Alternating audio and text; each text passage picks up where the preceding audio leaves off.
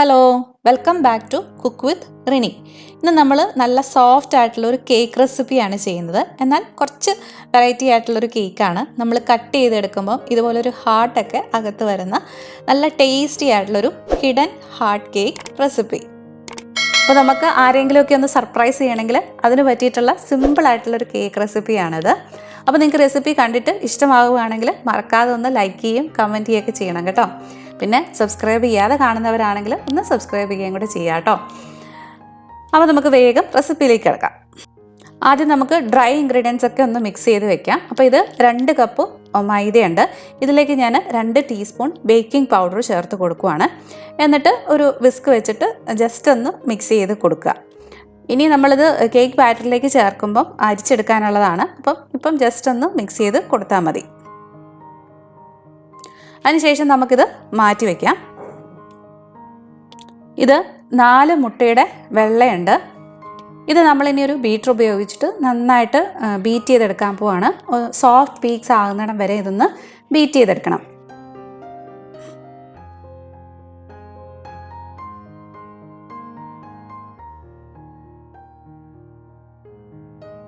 അപ്പോൾ നമ്മുടെ എഗ് വൈറ്റൊക്കെ നന്നായിട്ട് ബീറ്റ് ചെയ്ത് നല്ല സോഫ്റ്റ് ആയിട്ടുള്ള പീക്സ് ആയിട്ട് വന്നിട്ടുണ്ട്. ഇതും നമുക്കിനി ഒന്ന് മാറ്റി വയ്ക്കാം.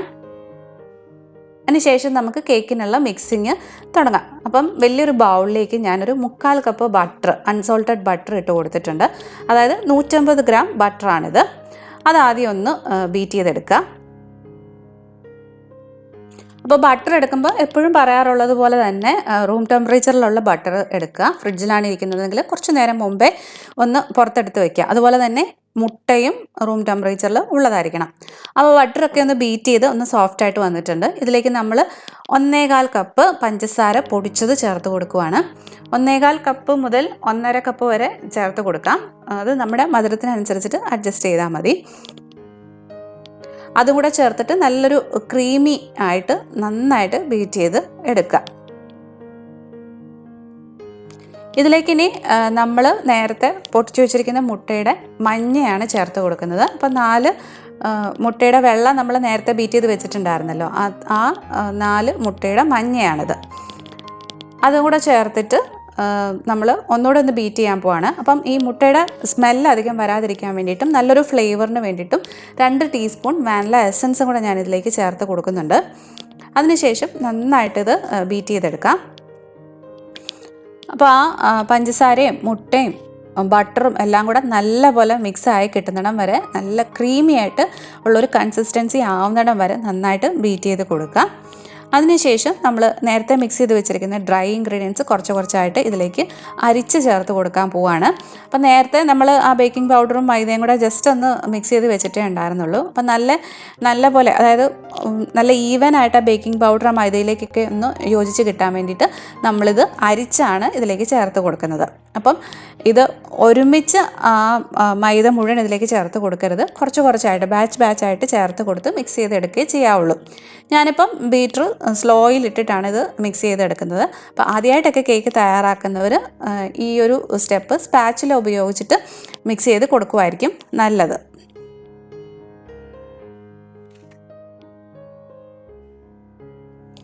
ഇപ്പം നോക്കിയാൽ അറിയാം, നമ്മുടെ ആ മാവ് കുറച്ച് തിക്കായിട്ടാണ് ഇരിക്കുന്നത്. അപ്പോൾ അതിനെ ഒന്ന് ലൂസാക്കി എടുക്കാൻ വേണ്ടിയിട്ട് ഞാൻ ഇതിലേക്കൊരു 1/4 കപ്പ് പാല് ചേർത്ത് കൊടുക്കുന്നുണ്ട്. അപ്പം പാലും റൂം ടെമ്പറേച്ചറിൽ ഉള്ളതായിരിക്കാൻ വേണ്ടിയിട്ട് പ്രത്യേകം ശ്രദ്ധിക്കുക.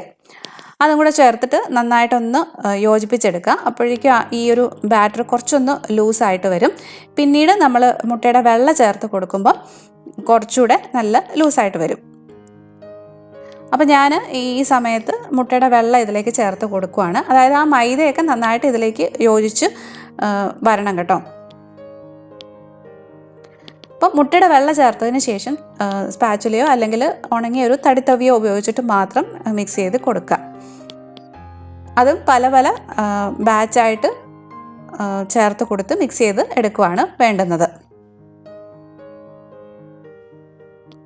അപ്പോൾ നിങ്ങൾക്ക് തന്നെ കാണാൻ സാധിക്കുക, മുട്ടയുടെ വെള്ള ചേർത്ത് കൊടുക്കുമ്പോൾ ആ ബാറ്റർ ലൂസായിട്ട് വരുന്നത്. പിന്നെ തീർത്തും അങ്ങ് റണ്ണിങ് കൺസിസ്റ്റൻസിയിലുള്ളൊരു ബാറ്റർ അല്ല, കുറച്ച് തിക്കായിട്ടാണ് നമ്മുടെ മാവ് ഇരിക്കുന്നത്.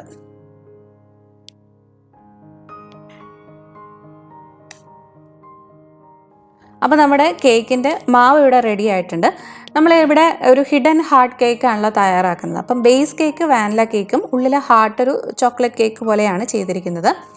അങ്ങനെ ചോക്ലേറ്റ് കേക്ക് തന്നെ ആവണമെന്നൊന്നുമില്ല. നിങ്ങൾക്ക് പകരമായിട്ട് ഏതെങ്കിലും ഫുഡ് കളർ വേണമെങ്കിലും ചേർത്ത് കൊടുക്കാം. ഇപ്പം റെഡ് ഹാർട്ടൊക്കെയാണ് വേണ്ടുന്നതെങ്കിൽ റെഡ് ഫുഡ് കളർ ചേർത്ത് കൊടുക്കുക. അപ്പം ഞാനിവിടെ വീട്ടിലെ ഒരു ആവശ്യത്തിന് വേണ്ടിയിട്ട് തയ്യാറാക്കിയതാണ്. അപ്പം കളർ ചേർക്കാൻ എനിക്ക് താല്പര്യമില്ലാത്തത് കൊണ്ട് ഞാനത് അതിന് പകരമായിട്ട് കൊക്കോ പൗഡറാണ് ചേർത്തിരിക്കുന്നത്. അപ്പോൾ ഈ ബാറ്ററിൽ നിന്ന് ഏകദേശം ഒരു 1 മുതൽ 1.25 കപ്പ് വരെ മാവ് ഞാൻ വേറൊരു ബൗളിലേക്ക് മാറ്റുകയാണ്. ഇതിലേക്ക് 1.5 ടേബിൾ സ്പൂണോളം കൊക്കോ പൗഡർ ചേർത്തു. അപ്പോൾ കൊക്കോ പൗഡർ ചേർക്കുമ്പം ഈ മാവ് കുറച്ചുകൂടെ ഒന്ന് തിക്കായിട്ട് വരും. അപ്പോൾ അതിനെ ലൂസാക്കാൻ വേണ്ടിയിട്ട് കുറച്ച് പാൽ ഇതിലേക്ക് ചേർത്ത് കൊടുക്കുന്നുണ്ട്. 1 ടേബിൾ സ്പൂൺ മുതൽ 2 ടേബിൾ സ്പൂൺ വരെ പാൽ നമുക്ക് ചേർത്ത് കൊടുക്കാം. അത് നമ്മുടെ ആ ഒരു മാവിൻ്റെ തിക്നെസ് അനുസരിച്ചിട്ട് ചേർത്ത് കൊടുത്താൽ മതി. എന്നിട്ട് നന്നായിട്ട് ഇതുപോലെ മിക്സ് ചെയ്ത് യോജിപ്പിച്ചെടുക്കുക.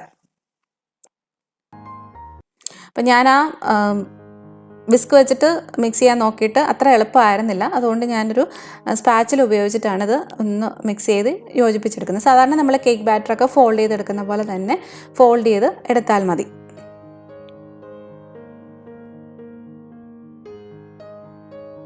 അപ്പോൾ നമ്മുടെ ആ ഒരു ചോക്ലേറ്റ് കേക്ക് മിക്സ് ഇവിടെ റെഡി ആയിട്ടുണ്ട്.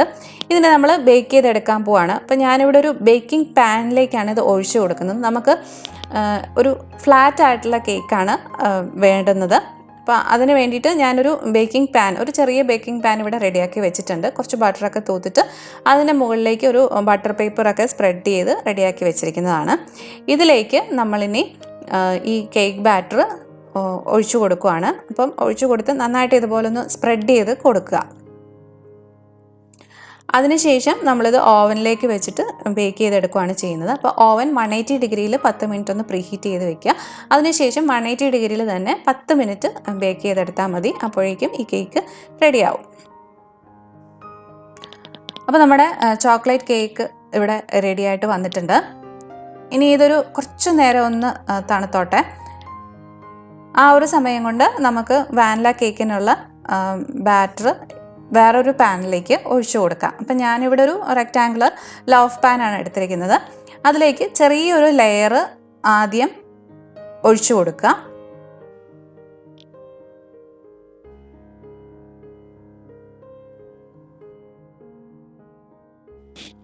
അപ്പോൾ ഇതുപോലെ ഒരു ലെയർ കേക്ക് ബാറ്ററാണ് ഒഴിച്ചു കൊടുക്കേണ്ടത്.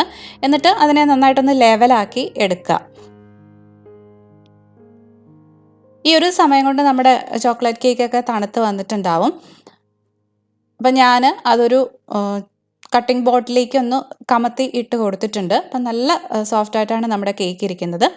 ഇനി ഇതുപോലൊരു ഹാർട്ട് ഷേപ്പ് കുക്കി കട്ടർ വെച്ചിട്ട് ഞാൻ അതിൽ നിന്ന് ഹാർട്ട് ഷേപ്പിൽ കേക്കിൻ്റെ പീസ് മുറിച്ചെടുക്കുവാണ്. അപ്പോൾ നമുക്ക് പറ്റാവുന്നതുപോലെ മാക്സിമം ഇതുപോലെയുള്ള ഹാർട്ട് ഷേപ്പ് കേക്ക് മുറിച്ചെടുക്കുക.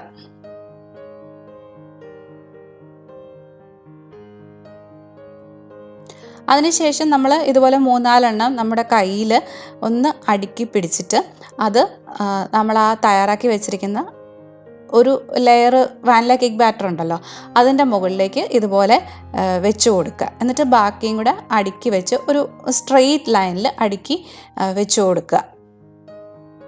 അപ്പോൾ നന്നായിട്ടൊന്ന് ബാലൻസ് ചെയ്തിട്ട് വെച്ച് കൊടുക്കുക.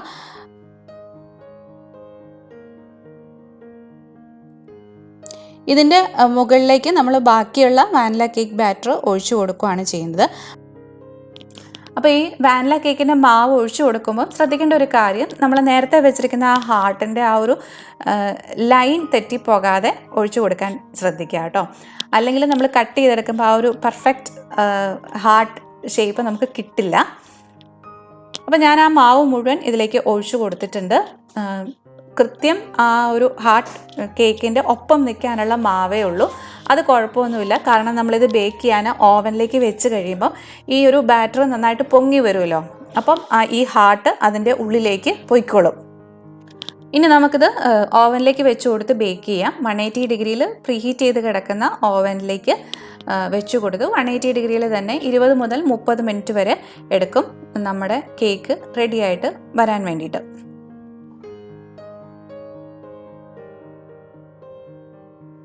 അപ്പോൾ നമ്മുടെ കേക്ക് ഇവിടെ റെഡി ആയിട്ട് വന്നിട്ടുണ്ട്. നല്ല ചൂടുണ്ട് ഇപ്പം, അതുപോലെ നല്ല സോഫ്റ്റ് ആയിട്ടാണ് ഇരിക്കുന്നത്.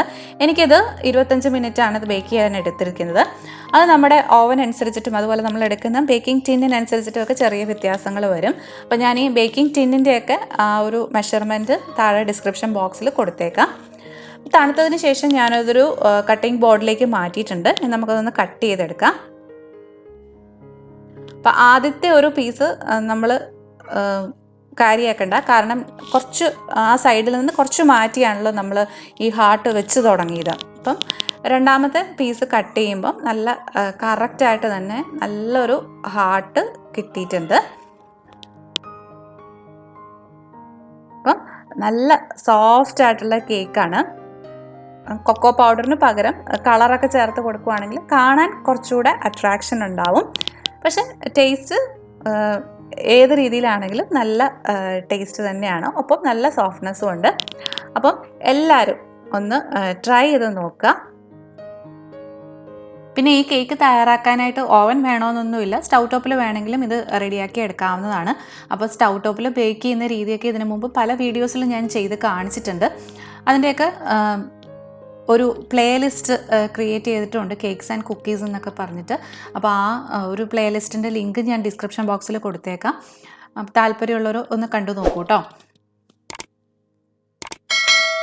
ഈ വീഡിയോയിൽ ഞാൻ കാര്യങ്ങൾ കുറച്ച് സ്പീഡിലാണ് പറഞ്ഞു പോയിരിക്കുന്നത്. ഒരുപാട് ഡീറ്റെയിൽഡ് ആയിട്ട് പറയുമ്പം വീഡിയോയുടെ ലെങ്ത് ഒത്തിരി കൂടി പോകുന്നു. അതുകൊണ്ട് ഏതെങ്കിലും പാർട്ട് നിങ്ങൾക്ക് മനസ്സിലാവാത്തത് ഉണ്ടെങ്കിൽ കമൻറ്റ് ബോക്സിൽ ചോദിച്ചാൽ മതി, ഞാനത് ക്ലിയർ ചെയ്ത് തരാം. അതുപോലെ നമ്മുടെ വീഡിയോസിനെ കുറിച്ചും ചാനലിനെ കുറിച്ചും ഒക്കെയുള്ള നിങ്ങളുടെ അഭിപ്രായങ്ങൾ കമൻറ്റ് ബോക്സിൽ നിങ്ങൾ പറയുക കേട്ടോ. എന്നാലല്ലേ ഉള്ളൂ എനിക്കും ഇമ്പ്രൂവ് ചെയ്യാൻ പറ്റുള്ളൂ. നിങ്ങൾ റെസിപ്പീസൊക്കെ ട്രൈ ചെയ്തിട്ട് സക്സസ് ആയി എന്നൊക്കെ കേൾക്കുമ്പോൾ എനിക്കൊരു സന്തോഷം. അപ്പോൾ വീണ്ടും ഇതുപോലുള്ള നല്ല നല്ല റെസിപ്പികളുമായിട്ട് നമുക്ക് കാണാം. അതുവരെ ബൈ ബൈ, ടേക്ക് കെയർ.